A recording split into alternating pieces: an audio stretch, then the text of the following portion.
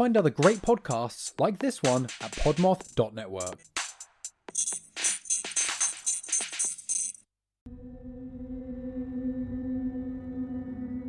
Hello, this is Michelle, the host of Haunted Moonlight, a Podmoth Network podcast. If you are like me and enjoy anything and everything spooky, then this podcast is for you. New episodes drop every Sunday and are available on Spotify, Apple Podcasts, Amazon Music, Audible, and iHeartRadio. Can't wait to keep it spooky with you.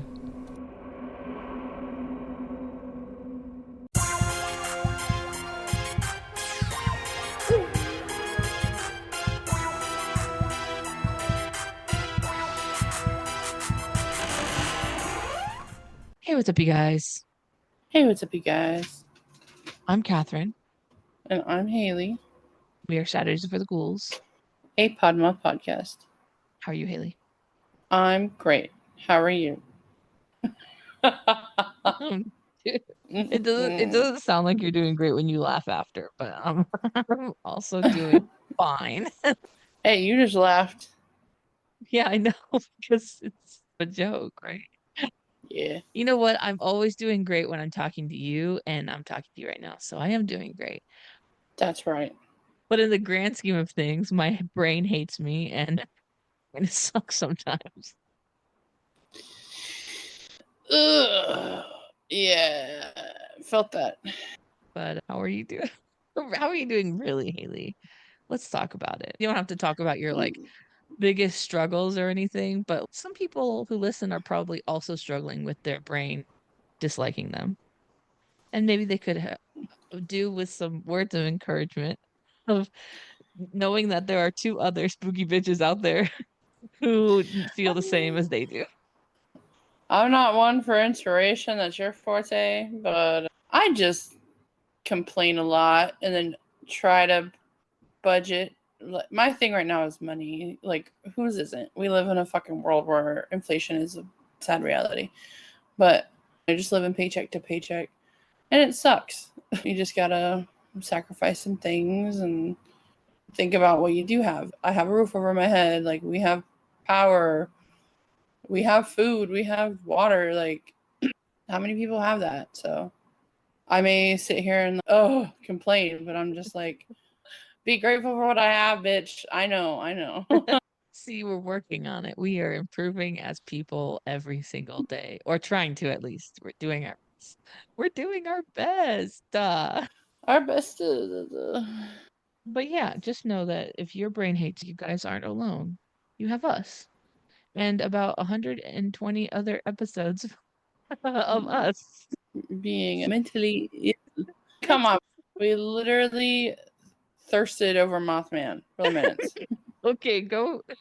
If you haven't already, please listen to the Urban Legends episode after this episode, because there's a good solid 10-minute chunk of us just thirsting over Mothman. And you know what? If you are interested in men as well, you probably will also be thirsting over Mothman. Oh, wait. Hayley, I have to tell you about this terrible, awful movie. This is not my topic, but I have to tell you about this terrible, awful movie I watched. Okay. Kathryn and her awfully terrible, horrible, no good movie. So, for some context, Kathryn is trying to watch. I am trying to watch more movies right now. I'm trying to expand my horizons, try to watch movies that are really well known that I've never seen before, rewatching some classics that I've not seen in a very long time, just like movies that are always talked about. I want to see them. So I started with, and this is not the movie I'm trying to tell you is a terrible, awful movie.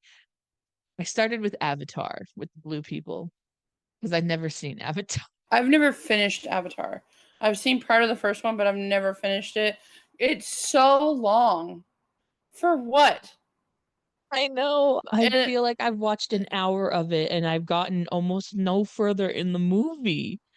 And then everyone was so hyped for the second one. And then as soon as the second one came out, it was like twice as long as the first one. And everyone was really upset about it. And I'm like, okay, I don't know. Yeah, so unpopular opinion, I couldn't finish Avatar. Honestly, I think that I started zoning out and looking at my phone while I was watching Avatar, so I don't even know. I know what's going on, but not really. Like when you're looking at your phone watching a movie, you're not really watching the movies. Right.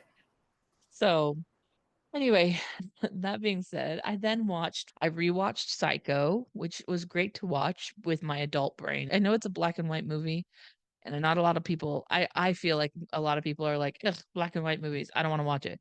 But it has inspired all of your favorite horror movies. And so then I also, this is just what has Kathryn recently watched? I watched the 4 movies in one day, and that day, that was a really interesting day. I feel like my mental health was not on par that day. So basically, my brain checked out and I watched 4 movies. One of those movies was the Barbie movie, though, which I didn't mind the Barbie movie as much as I thought I would. I love the Barbie movie. Yeah, it was adorable and cute and fun. But anyway, so last night, though, here's my actual point of the story. Oh, and I watched Midsummer, which we'll talk about probably another time.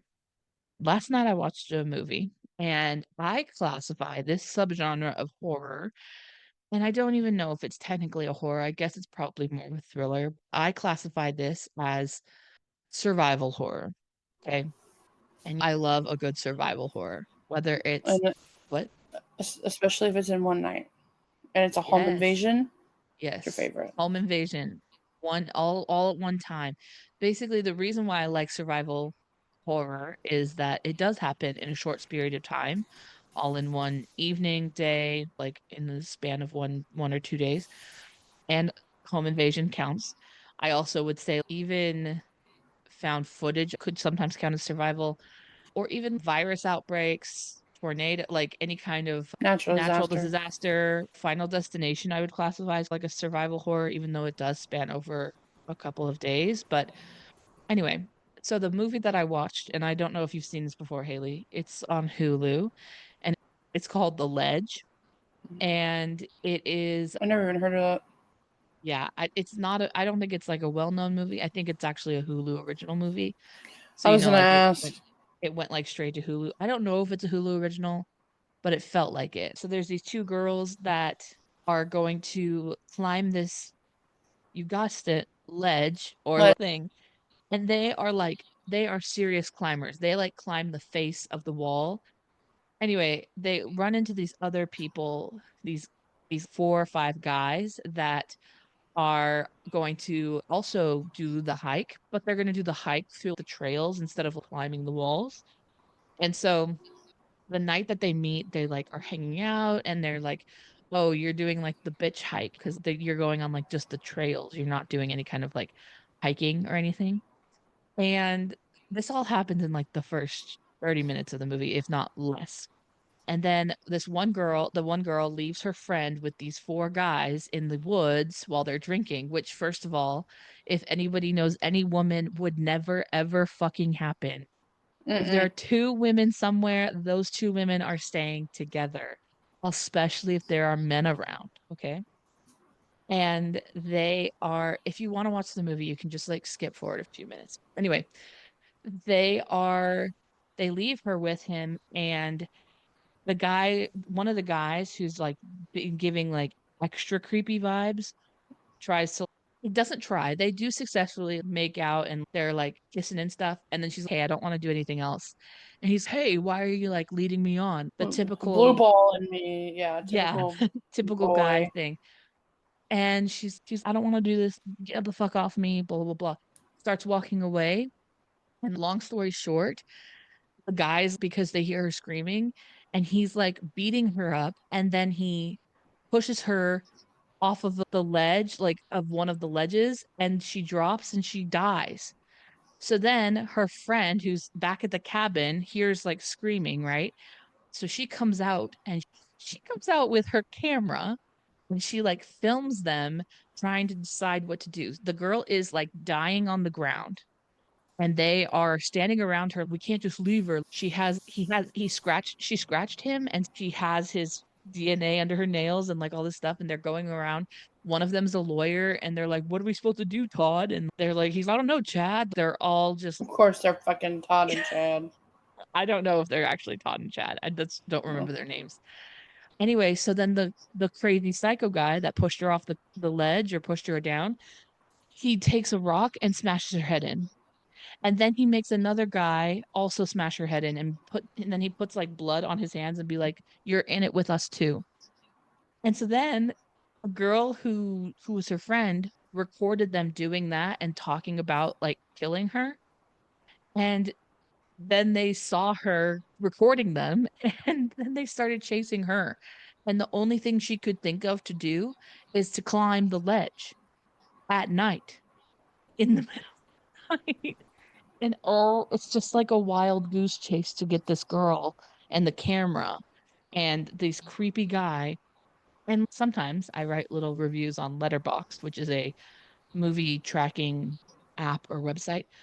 Anyway, so I wrote, this is reason 3,469 of why you choose the bear in the scenario of a man or a bear when you go into the woods. Mm-hmm. And like everyone else was like, this was obviously made by some man who thinks that this is what would happen in that case. Because it was just so bad. It was it was fucking terrible. And it was just like no girl would ever leave her friend with 4 guys like that in the woods. No girl would ever go and just start recording them like that. Like you left she left her cabin with just her camera. That's what she did when she heard screaming. I don't know. Anyway, it was real stupid. So what happened? But, obviously, it's a survival horror. And one by one, the guys get hurt by trying to get her. And the crazy one kills each guy as they get hurt because he doesn't want them slowing him down. And they've trapped her on this little ledge on the wall where she's able to like sleep and like stay, but she can't go up and she can't go back down because they've taken some of her supplies. And basically, over the course of the time that they're trying to get the girl to give him the camera, he ends up killing all of his friends. And then also he goes down to get her camera himself. And they have this big altercation and she cuts his rope and he falls to his death. So she kills him and she gets saved. The conversations between the men were astoundingly bad. Like they had also hospitalized some kid in high school like together, and like this is not the first time that this psycho guy has done this kind of thing and all that stuff. And so this psycho guy, like, why would these guys have stayed friends with this weirdo? You know what I mean? For real. It just doesn't seem real or plausible that there's a reason why they would stay. I don't know. So anyway, it was just like a terrible, awful movie. Anyway, that's not what we were talking about. Sorry for yapping your ear off about a really terrible, bad movie. Now, if there's something you don't want to watch, it's going to be The Ledge on Hulu. But if there's something you do want to watch, okay. I watched this true crime docu-series, okay? It's 2 seasons. Each season has, I think, 6 episodes. So it's 12 episodes long. And when I watched it, I thought, maybe I should do an episode on this. But that docu-series did such a good job, I could never measure up, okay? I'm telling everybody now, if you like true crime documentaries and you haven't watched it yet, to go watch The Jinx on HBO Max. It is so good.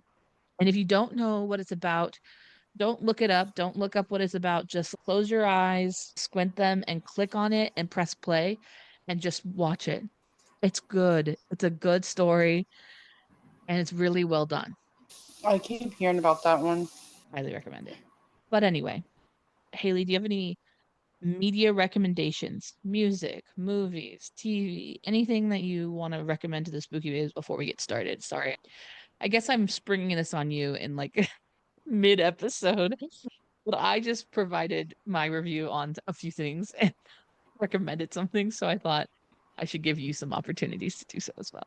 The only thing I watched recently is watched Midsommar, which that's definitely that's going to be an episode that we're going to you most likely in the future, because we both watched it and it definitely is something that would be on this podcast. Yes. And summer solstice is coming up. Oh, okay. And then the other thing I watched recently was the new Hunger Games movie, the prequel, Songbirds. Sorry, what was it? The Ballad of Songbirds and Snakes. I've not seen it. It's surprisingly good. That's what I've heard. I've heard it's good. Here's the thing. I've only seen the first Hunger Games. Oh, I know it's a prequel, but That's all you need is to watch the first one. At least I think. I haven't seen them in so long. were you able to, because you hadn't seen them? I haven't also seen the first Hunger Games in a decade, probably. Since you haven't seen yours in so long, were you able to stay up with it? Yeah, because the prequel is about President Snow. Yeah. It's I heard that it was like, it really gave you, like, when you feel bad for the bad guy, like it Yes. makes you feel bad for the bad guy, which I don't love, because he is a bad guy in the other movies. So I like to keep it black and white with my bad guys. Either they're bad and I hate them, or I don't. Here's the thing. You like feel bad for him because he's a decent guy. Like most of the beginning, romance, whatever. And then by the end of it, you're like, wow, this guy fucking sucks. Yeah. Yeah, I bet. And then you just see like how he became who he is in the movies. But this is not what we came to talk to you about today. Like an hour into recording. So anyway, today I'm bringing you a topic. I don't know. You know what? It is what it is. I don't really know the schedule right now. So this week is my week, and I'm going to bring you guys a true crime. And it's a shorter true crime, so bear with me. But I'm thinking it's gonna be worth it. Okay. So we're gonna take it all the way back to 1989. We are with a family, Michael and Marlene Warren, and they are married. They have no relation to the other Warrens. And Marlene had a 3-year-old son named Joe when they got married. And Joe says that Michael is the only father he's ever known. It's like it was like both of their sons, both of their son, both of their, wait, anyway, I'm sorry. Okay. They own a successful used car dealership called Bargain Motors in West Palm Beach, Florida. And they owned actually quite a few rental properties in Palm Beach. Bargain Motors was actually under Marlene's name, and she was also the homemaker for the family in their upscale home in Wellington's Aero Club community. Everyone in this community, their house has access to their own private runway for a private plane. That's the kind of community they're living in, okay? What the fuck? Yeah. I What saw a a picture. life. I saw a picture of this like little private plane, and it's like one of those like 2-seaters. It's not like a jet. It's like a small plane. Okay. But still, that's your own runway is wild. And so this seems like really happy family. Everything's good for them. But Marlene started having some suspicions about Michael. Like cheating or stealing? Yeah, actually, she was thinking that maybe he was having an affair with one of his employees. She doesn't have a runway. I have a runway. And she thought that this was so much so like a danger to her that she told her son, who was an adult at the time, hey, if anything happens to me, your father did it to me. And he was like, think so. I don't think dad would do anything like that. And she just said, don't put it past him. And on May 26th, 1990, Marlene is at home with her son, Joe, and about 3 of his friends, I think. Around 10:45 a.m., there is a white Chrysler LeBaron that pulls into the driveway of their house. The driver gets out, dressed in a full clown suit with full clown makeup on, an orange wig, a red nose, and is holding a bouquet of red and white flowers and 2 tinfoil balloons. One of the tinfoil balloons has a picture of Snow White on it, and the other has the words, quote, "You're the greatest." So when she answers the door, witnesses, including her son, see the clown hand her the flowers and the balloons, and without any warning, the clown pulls out a handgun and shoots her in the face. The clown then calmly turns around, walks away, and drives away. Gets back in the car and drives away. At this time, Marlene is obviously rushed to the hospital in Palm West Hospital, and despite the medical efforts, she succumbed to her injuries and 2 days later passed away on May 28th, 1990. So now we have a murder, a crime on our hands. So the police go to the scene of the crime and they collect one latex glove that is found in the driveway. And the clown, like I said, was driving a Chrysler LeBaron. 4 days later, they do find the Chrysler LeBaron that's abandoned in a parking lot about 8 miles away from the crime scene. And this car had been reportedly stolen from Bargain Motors. Bargain Motors, which is Hell owned by yeah. Michael Warren, the dealership that Michael Warren owned. So initially, obviously, the suspicion falls on Michael, but he had an alibi. He says that he says this is his alibi. I was in the car with my friends going to a horse track or something like that. But so because of his alibi, they didn't have anything to prove that it was him. But in the car, they did find orange fibers and hair fibers that they did collect. Unfortunately, the case grew cold because it was the 90s.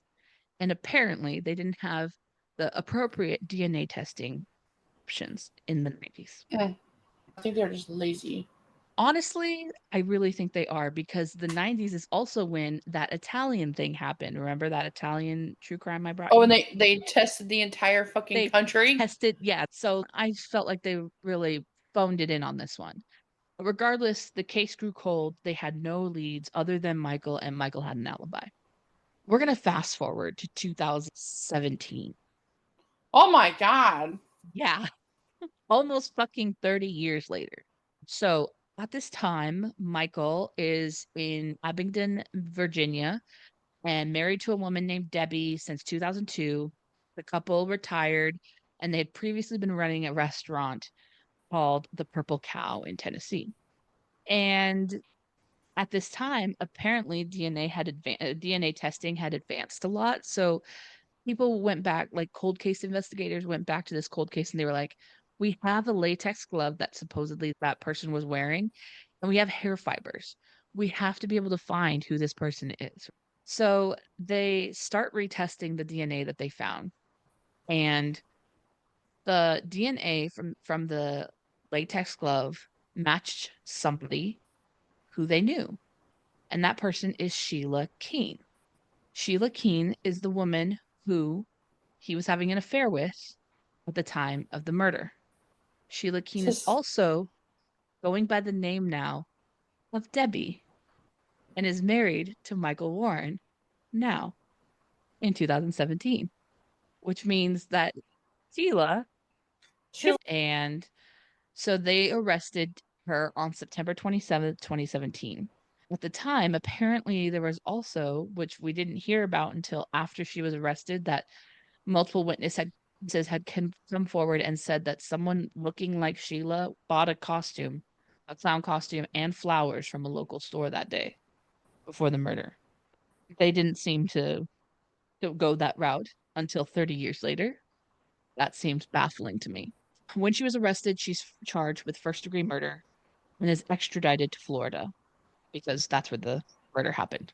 Sheila Keene Warren, hyphenated last name now with Michael's last name, defense team was trying to dismiss the charges because it had been so long and there's no way that they could possibly have placed her there. And originally, Florida wanted to give her the death penalty.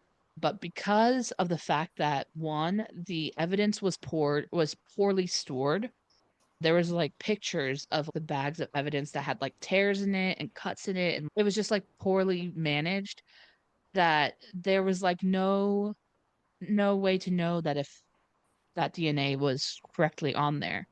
Now, that being said, Sheila Keene Warren did not ever work in the evidence locker. So how would your hair end up being in evidence package? You know what I mean? Like, how does your hair end up there if it's not part of the evidence? Right. Honestly, like realistically. So anyway, Florida ended up not seeking the death penalty because of the issues. And on May of 2023, last year, Sheila Keene Warren pled guilty to second-degree murder as part of a plea deal to avoid a life sentence. And in the articles that I read, they were like, it's so hard for her to have to admit to doing something she never did. But she did it, so she had a chance of a life after. Anyway, Wow. so because of her plea deal, she was sentenced to 12 years in prison, but she was credited 6 years because she had been in prison since 2017 for the arrest. So she already had credit for time served. That being said, because she only has 6-ish more years left, she could be out by 2025, which is bonkers to me. How we have the DNA to prove that it was her, and you still couldn't get her like more than 12 years. That's fucking wild to me. And it's so yucky. Like, she married him. Like, okay, no one sue me. No one sue me. Just a theory. There had to be some sort of agreement between her and Michael. What was it to say? I think it was planned between both of them. I was like, I feel like he would have had to at least have some assistance in it. Like, you're telling me that you're having an affair with someone and your wife comes up dead and you're not suspicious of the person you're having an affair with? Please. Be like, you're not going to notice that your keys were missing, and then you said that car was missing. It just happens to be the car that was used. And you very conveniently had an alibi, a reason that you weren't going to be at the house that day. Come on now. I don't think she acted alone, but I think she acted alone. You know what I mean? I think the plan itself was probably made amongst each other, both of them. But because she's the one who executed, she's the one who gets to serve time. Yeah. Yeah. And there's like a 48 hours episode about it. I did not watch it because I already researched it, and so I didn't need to watch it. But if you wanted to like probably get more like insight and more interviews from maybe her son or whatever, you could get that if you want to watch the 48 hours.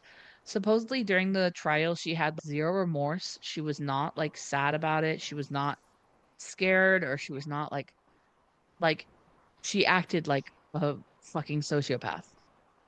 Yeah. That being said, if you're not expecting anything, don't answer your door. I know that's just as a protection measure. If you're not expecting something and somebody's at your door, just don't open it. I'm not trying to say it's her fault. I'm just saying to be protective of yourself and your own space, especially if they're dressed up as a clown. Exactly. I would be like highly suspicious if somebody came to my door dressed as a clown. And I barely want to answer it for regular people. I don't even want to answer it for a DoorDasher. Yeah, leave it at my door. Yeah. And then I even wait like an extra like 5 to 10 minutes just to make sure they're gone. Yeah. I'm always afraid that they're like hiding on like the side of the door that I can't see. Yes. But yeah, that's the story of, here's the actual case, what it's called. I didn't want to tell you because I didn't want to ruin the story. It's called the South Florida Killer Clown Murder. Damn. But yeah, that's all I got. Do you have anything to tell the spooky babes before we go? Spooky babes, if you're ever down, just know that this is crossing into Kathryn's territory, but you're not alone at all. It may seem like the world's against you, but trust us, it's not. It's us against the world, baby. Us against the world. I love that. Yes. Merch. Do we need to get some merch, like some stickers or something? Yes. I think we should do merch. I think that, unfortunately, sponsors, if you're out there, if you're out there listening to the podcast, we need you. We've gotten like a few, but they always seem a little scammy. Yeah. What were we saying? Oh yeah, you're not alone. And I was just going to pass it on to you, Kathryn, because I was done. Hayley's right. You're not alone. You got us and about 120, like I said, 120 episodes.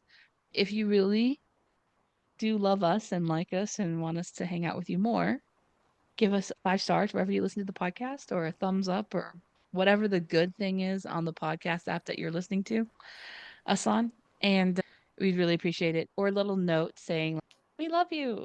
We truly do care about you. We hope that you are doing fantastic and the world is such a better place with you in it. And we will see you in your nightmares. Ooh, go have a snack. Have a fun snack on us. Hayley and Kathryn said you can. Also, don't skip meals and drink your water. Okay, love you. Bye. Bye.